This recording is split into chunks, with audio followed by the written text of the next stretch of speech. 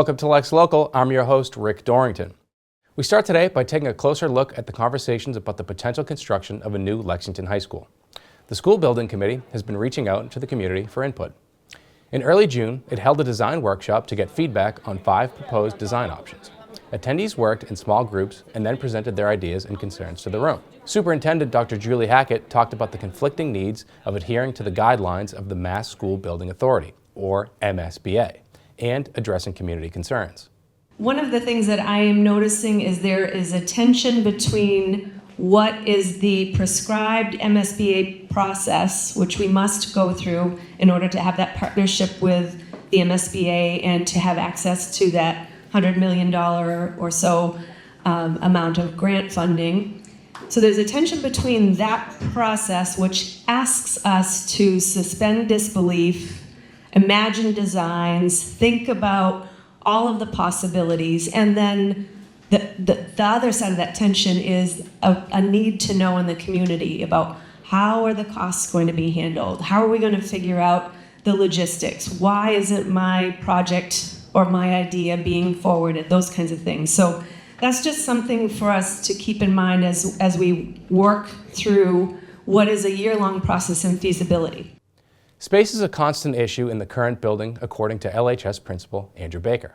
Teachers are always looking for a special space to do something. They want to do neat things with kids. And time and again, a limiting factor is I don't have a place for you to go because it's been quadruple booked for that day, right? We have like our library media classroom or our lecture hall. They're lovely, flexible spaces, but we have so few of them that it can limit us in terms of what we do. Although the new building should address the immediate space concerns, one table discussed planning for future student population growth. There was a question of whether we should go higher initially, up to 5 stories, to preserve the opportunity to expand horizontally in the future. There was also the question of how many students could be accommodated in the central office space if the central office was moved out as a future expansion opportunity. So I think that's a metric, a number that we'll be publicizing as well, just because that's been part of the discussion surrounding central office, that it could potentially get used as an easier future expansion space to bridge that gap with students. And some members of the audience did not believe there is a need to build a larger building at all. So we're a Reno ad, and we think that education is becoming way less building intensive due to AI and on-learning platforms and hybrid learning. So we question the need for a massive building. So we advocate for Reno ads going up with the plans that we've submitted and others have submitted. We agree with adding one building at 5-6 stories that the other person said, and Reno the rest. This will preserve the center recreation complex, contiguous open space, and take care of the parking and traffic flow. Here at LexMedia, we'll report on every stage of this project. If you would like to watch the weekly school building committee meetings, they are available at lexmedia.org, on demand in the school building committee playlist. A new monument honoring the rich history of women in Lexington has been erected right in the center of town. LexSeeHer committee has been working on this project since 2020. But finally in May, the new monument was unveiled. Over 200 people came out to the ceremony to view the new statue, honoring the women who helped shape Lexington. And it is critical that we look at this and remember these amazing women who had far more barriers, far less opportunity, and yet they persevered. They added something that is every bit as important as those who fought on that green. We got started back on March 8th, 2020, which was International Women's Day, and we thought it would be a great idea to make women visible in the birthplace of American liberty. There are so many wonderful monuments and memorials, and we wanted to see women reflected. We stand before this monument as a testament to bold women and the power of community. This is not just a tribute to women, it is a proud day for the entire town of Lexington. This monument is a symbol of our collective resilience and a beacon of hope for future generations. I'm here to honor my 5th grade grandmother, who is one of the women represented on the monument. You know, we want the community to recognize the women in history and their contributions, that they were smart, intelligent, strong, ambitious, resilient, And because of that, we are here. We are who we are.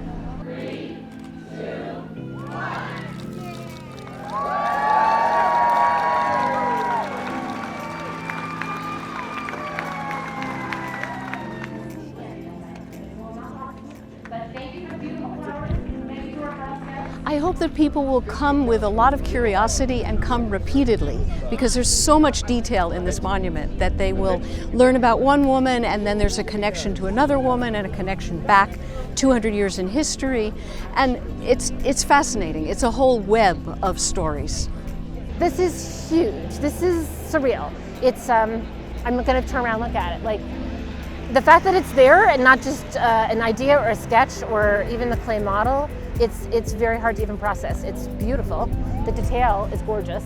But the best part, honestly, is seeing all of these people now interact with it, which is exactly what we hoped, was that it would bring joy for a lot of people. I want people to just come and we have places you can sit and reflect. We have a book, we have audio, thanks to LexMedia, where people will be able to listen to hear the artists or historians or descendants talk about the women, so you can actually get to know who they are.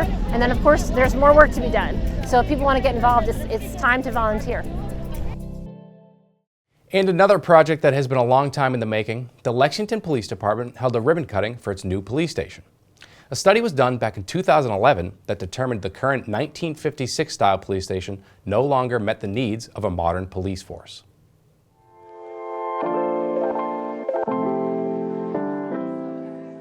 Everyone, I'm deeply honored to stand here today on the brand new grounds of the Lexington Police Station. Before I dive into the details of this project, I just want to reflect real briefly on a different kind of teamwork that we saw last night.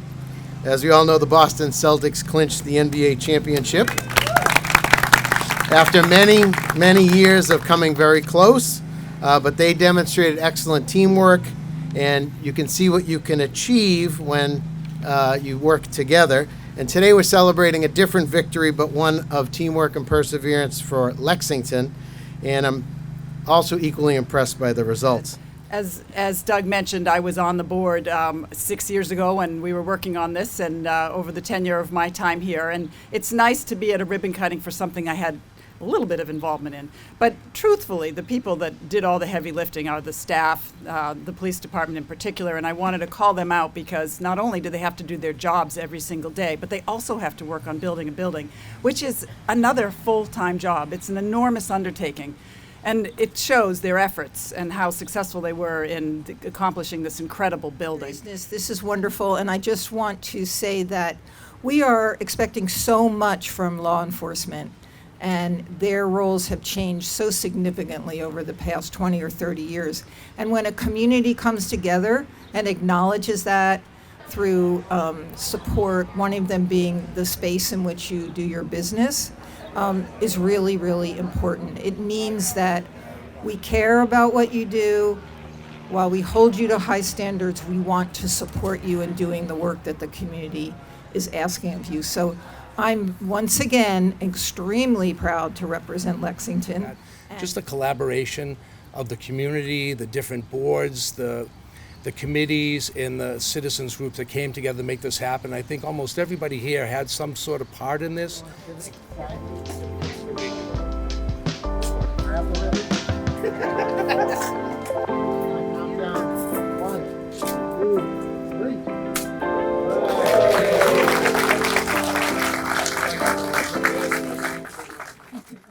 The proposal to add 17 new hangars at Hanscom Airfield has been put on hold. State officials have rejected the draft environmental impact report and have requested for more information. The 20 climate activists who were arrested last month for protesting at the airfield were slated for arraignment at the Concord District Court this week. We got an update from them. We're here today because we've been charged in connection with a protest at Hanscom Airfield. We had a civil disobedience, and in fact I can't say all that much about it because it's a process before the court, but we've been alleged to commit a trespassing. And what happens now is that the 20 of us who were arrested at Hanscom Airfield now go through a long court process. Today, our hearing was merely a delay, and so in another month, we'll get to hear what evidence is against us. These people are polluting our environment. I live in Lexington. I've raised 3 kids in Lexington. I mean, I'm breathing in that exhaust all day, every day. And I don't want 300% more jet traffic in my town. I don't want that. I want to be able to breathe fresh air. I want my kids to be able to breathe fresh air. And this is just wrong. I mean, it's going to deplete 70% of the progress we've made to electrify and to clean the air in Massachusetts. And this would just push us, completely in the wrong direction. It's ridiculous, and we have to say no in some way. So I was pleased to be part of a creative action that said no really loudly. The court process is, just long and confusing, and it's hard to even know where we are in the process, but I just remain committed to it, and I'm hoping that we're going to have a good outcome and that we'll raise awareness and more people will join the cause. Well, I know that XR is going to keep going until Governor Healy makes a statement against the expansion at Hanscom Airport. I mean, we really need her to go on the record and say this is a really bad idea. If she wants to be the climate governor, she really needs to actually be the climate governor. So we're calling on her to live up to her own promises and her own words. So when that happens, I think then we can talk. But until that happens, we're going to keep going, and we're going to keep, making efforts to let people know that this has to stop. Now, proponents for the hangar expansion argue that the extra hangars will actually decrease some jet travel by providing holding for taxi or empty flights. We'll take a break. Stay with us.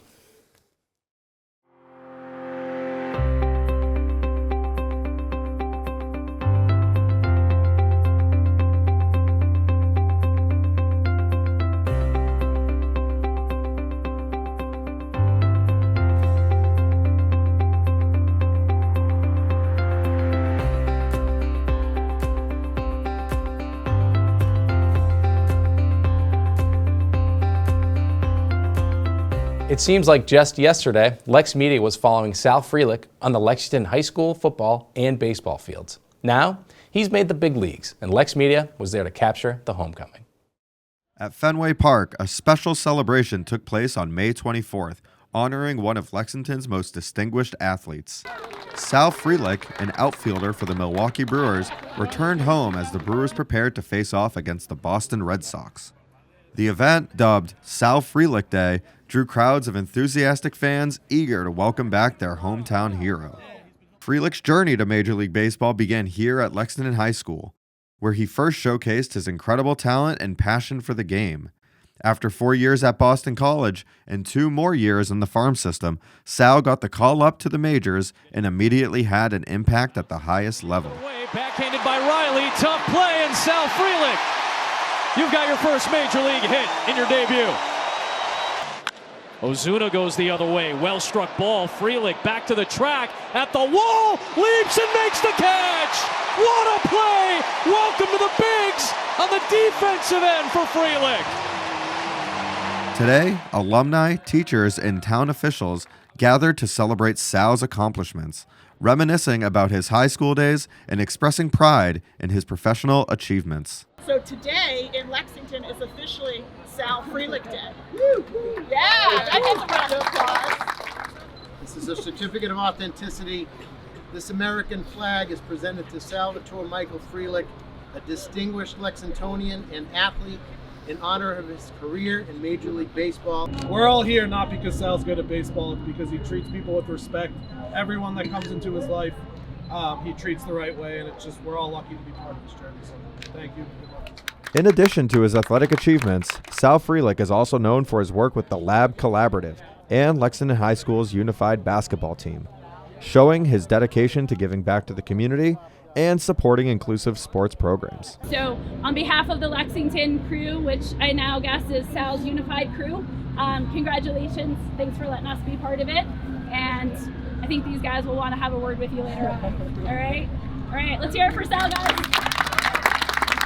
Frelick took the opportunity to thank the community that supported him throughout his career. I had this day circled for a while. To have these kids here means a lot to me. You guys mean the world to me, so I hope when I come home every off season and watch you guys play basketball, you get that same experience this weekend. So I love you guys. Thank you to the town of Lexington. Best day ever, so thank you. Sal Frelick Day not only celebrated a local hero, but also reinforced a strong sense of community in Lexington. As Sal continues his major league journey, his hometown will be cheering him on every step of the way. Happy Sal Frelick Day! From Fenway Park, this is Terry Samaras celebrating Sal Frelick Day. In honor of Pride Month, Lexington High School students put on the dog and hosted a fashion show. Our own Devin Shaw was on hand and had the time of his life. Good afternoon, everyone. Happy Pride. How are we feeling today? Amazing, amazing. I'm Darwin Almonte with Get Down Tonight Entertainment, here to support you all in this Pride fashion show. My goodness.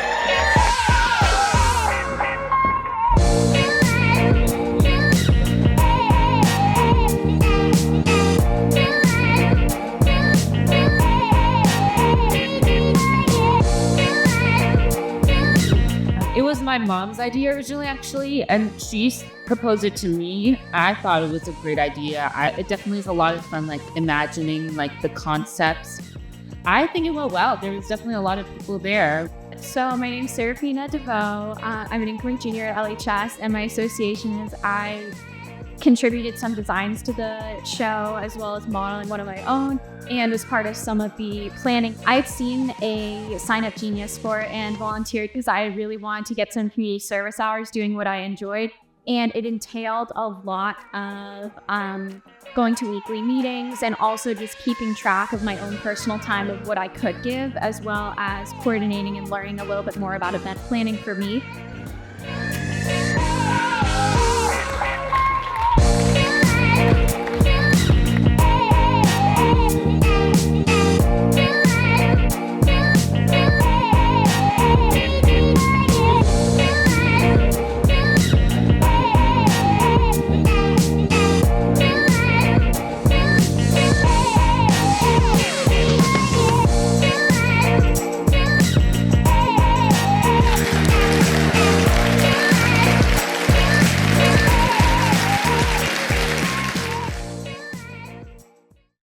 The entire junior class at LHS participated in a special day designed to help teach life skills for after graduation.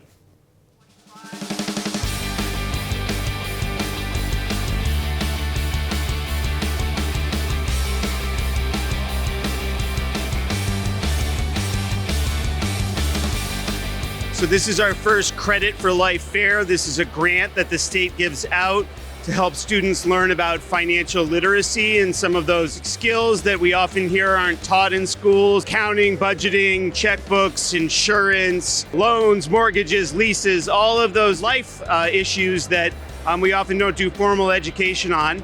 And it's the first time we've had a Credit for Life Fair here at Lexington High School. Well, it came together through the help from a lot of organizations. I mean, an event like this takes a lot of people, a lot of good people, the LEF, the PTO, Rockland Trust. It's never too early for kids to start planning for their financial future. We are looking at education, paying for degrees. We're looking at housing, transportation, health and wellness, insurance, planning for fun, for spending money, vacations. It's really complicated to deal with these things as an adult. And so to give our kids the opportunity to plan it now. Students are taking on the persona of a 25-year-old. They choose a career at the start, and then they go and get a salary, and then they go from booth to booth making those financial decisions. We have a lot of different volunteers at each of these booths who have real-world experience, and they're really walking our students through the process and helping them to understand how to budget, how to plan for the future,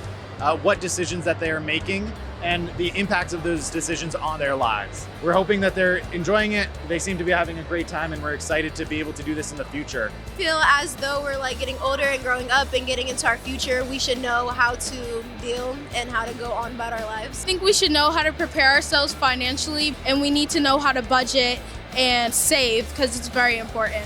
Really like how they allow us to choose our own occupation, because I've always wanted to be a professional dancer, and now that I'm starting that path and I have like the information on it, and I can imagine my life better, you know? So everyone has to pick a job. I picked computer engineer, and then you get a salary based off of that, so everyone's is different. It's good to like know how it's gonna be like in the real world. So I think it's a pretty nice experience. Wish they had that when I was in high school. It looks like a fun and worthwhile experience. Good luck navigating the future to those rising seniors. Minuteman High School announced that they have chosen a new principal, Paul DeLeva. He comes from Medford Public Schools, where he spent 16 years as the principal. He starts on July 1st, and we look forward to talking to him shortly afterwards. The Lexington School Committee hosted its annual Core Value Award ceremony, honoring LPS teachers who provided outstanding service to their students and community. There were 8 awards, and they go as follows. We all belong, use your mind, be curious and have fun, care for yourself and others, do your part, be courageous, embrace your revolutionary spirit, and you are enough. Recipients were nominated by students, parents, and their peers for embodying those values. Here are some of our favorite excerpts. Good afternoon. I'm Sarah Fulkerson, the chair of the Lexington School Committee, and I am called to this meeting of Lexington to order. It's so great to be able to celebrate the little things that people do every day in our school system and in our community to make Lexington a special place. Good afternoon, everyone. My name is Nadine. I'm the parent of 3 students at LPS, and I've been here a few times because I'm a big fan of all LPS teachers and staff. I nominated Miss Hannah Kelly, my son's 5th grade teacher, because I felt she really represented the core values, specifically care for yourself and for others. There's a lot of core values that Miss Kelly tells us in class every day. I can probably stay here all day. But my favorite one is kindness costs you nothing, and I think it's just like, it really helped me. And I don't think I'd be here today if it wasn't for this competition.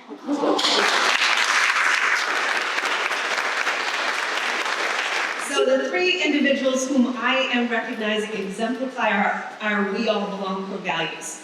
The other night I had the privilege of attending an Understanding Our Differences recognition event in Newton with them, where they received a community award for their extraordinary efforts to implement the UOD curriculum in our elementary schools. The UOD program teaches students to see the whole person and better understand the disability, and Colette does that and so much more. When I first came to Lexington, I had the opportunity to meet with Colette and Carissa, who are very passionate about this work. One of the first things they mentioned was integrating UOD into our schools, because at that time it was only in 1 elementary school. Fast forward to today, 6 years later, and UOD has been successfully integrated into all of our elementary schools. I wanted to take this opportunity to thank these 3 incredible women who are making a difference in our students' lives every day.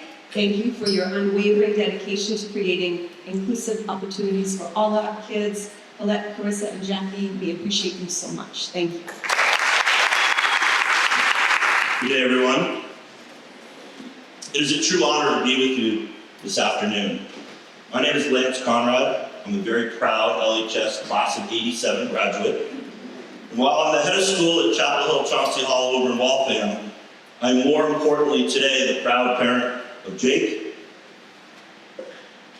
Coach O'Brien, affectionately known as OB, has been a true difference maker in not just my children's lives, but for thousands upon thousands of Diamond students over decades of faithful first-rate service to the Lexington Public Schools. As a physical ed teacher and cross-country track and field coach, he works with hundreds of student athletes each year, perhaps more students than any other middle school coach in the entire Commonwealth of Massachusetts. Through the ever-present lens of diversity, equity, inclusion, and belonging, OB truly embraces the concept and core value that we all belong. With that, please join me in congratulating Emmett O'Brien, OB.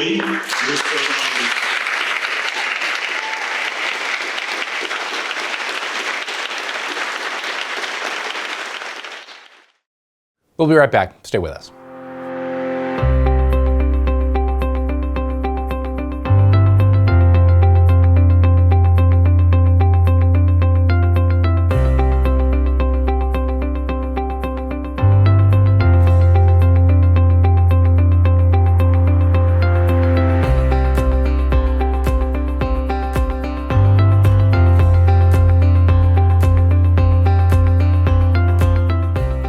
Communities United, which provides education and family services to underprivileged children, hosted a STEM Day.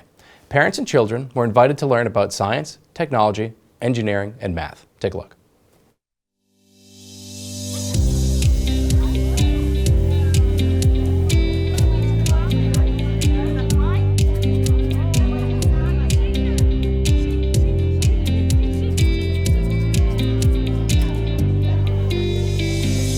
Communities United is a Head Start preschool program that serves children 4 months to age 5 before they go to kindergarten. About 85 to 90% of our families are living at or below the federal poverty level. So really Head Start's goal is really to make sure that when they go into kindergarten, they're on the same playing field as kids from middle or upper income backgrounds. I get to help people who tend to fall through the cracks. I know that these children and families are going to be going off to kindergarten better supported because myself and my colleagues have shown up.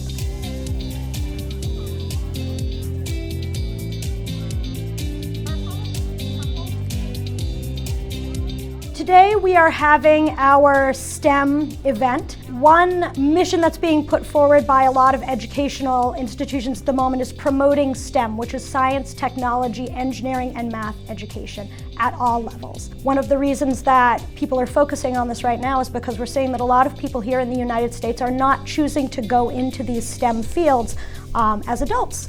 And they're incredibly important. And in a lot of classrooms, some of the reasons that children are not enjoying these things as much is because it's a lot of sitting at a desk and reading a textbook. But we know that science, technology, engineering, and math can be so fun. Every child deserves the best start in life, and none of us really have control over what happens in our families, and just for kids to be able to come somewhere and parents to be able to meet other people that speak their home language and connect with other people and just find resources. And I think we live in a place where there's so many resources available to us, and we do events like this to get the community aware of what's happening in your own community in Lexington, and to see there are people who need other supports and resources, and Head Start is really the perfect place for that to happen. And we really encourage people to find out about Communities United, connect with us. There's so many ways to volunteer in classrooms. Come and read a book, come do a STEM activity, play outside on the playground. So there's lots of opportunities for people to just make a difference in kids' lives. Follen Church hosted a concert and cabaret fundraiser to benefit people in Ukraine. The event featured American and Ukrainian folk and classical music. Singer Vita Slavatsky performed with pianist Paul Carlson. About 150 people attended, and they raised $10,000. My name is Vera Slavatsky. I grew up in Cambridge, Massachusetts. Our musical fundraising concert tonight is in reaction to the situation in Ukraine. I work for an incredible organization called Razom for Ukraine. Razom means together. Razom is an organization that provides health care for soldiers, civilians, all across Ukraine, humanitarian aid, an organization that does advocacy in Washington, D.C. and across the country, an organization that supports arts and culture. This is an organization that was founded in 2014 out of the Revolution of Dignity. Its purpose is to amplify Ukrainian voices and to work towards prosperous, democratic Ukraine where people can lead a dignified life. I've been doing this program for just over a year now. I am so happy to be doing it in Lexington. I know that we have an incredibly diverse audience and a generous audience and an enthusiastic audience, and I'm really, really excited to sing for them.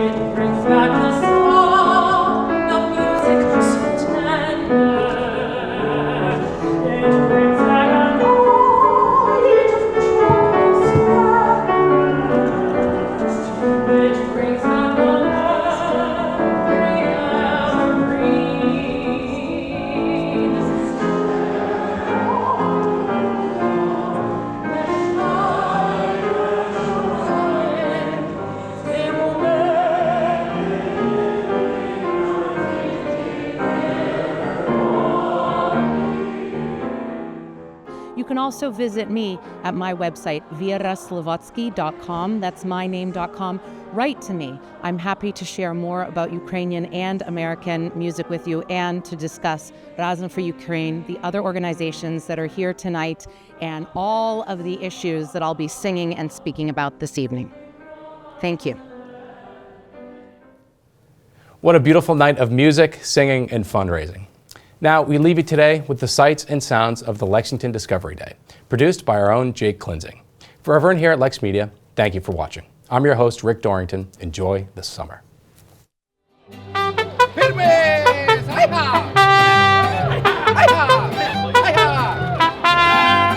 Hi, I'm Eric Michelson, president of the Lexington Retailers Association, and we're having a fantastic day here on Discovery Day 2024. The weather couldn't be better. We have over 100 booths from our local merchants, community organizations, and municipal departments, and we have a fantastically large crowd. This year we have a great beer garden offered by Craft Food Hall, and of course the food. Royal India Bistro, Daikanyama, Fiorello's, Rancatories, Omar's Bistros here, as well as BIY Bakery, and of course the Town Meeting Bistro. It's a great place to come down and spend the day and have lunch and have a grand old time.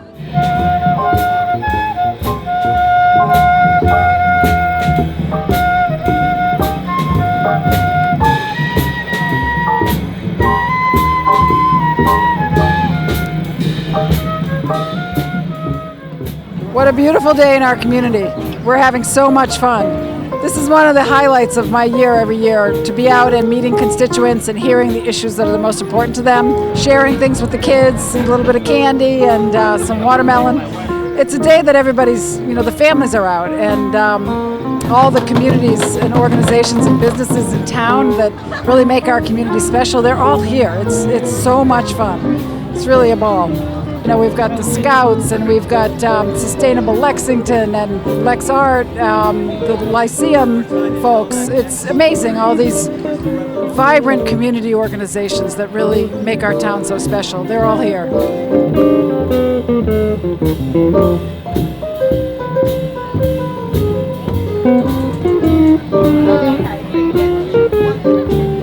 Guys, do you want to eat pizza?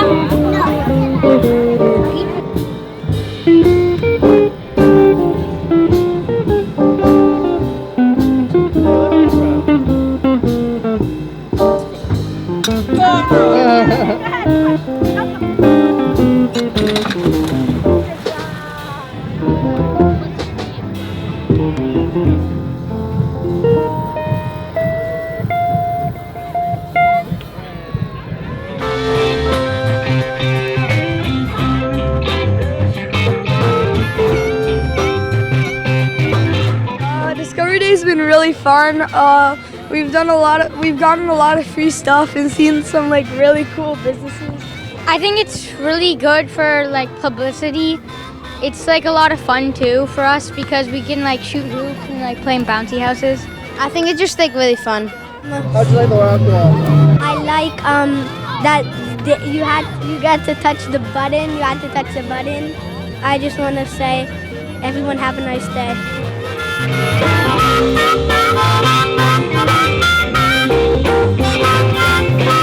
Hi, I'm Mona Roy, Vice Chair of the Lex 250, and we are thrilled to be here at Discovery Day. And we've been so happy to meet our friends and neighbors who are getting ready to lean into the 250. We already had a great countdown start, and now we have Parker's Prelude coming up on July 13th. Follow us on lex250.org, where you'll find all the information that you need to stay up to date on what we're doing, because this is a multi-year celebration and it's your celebration. Thank you.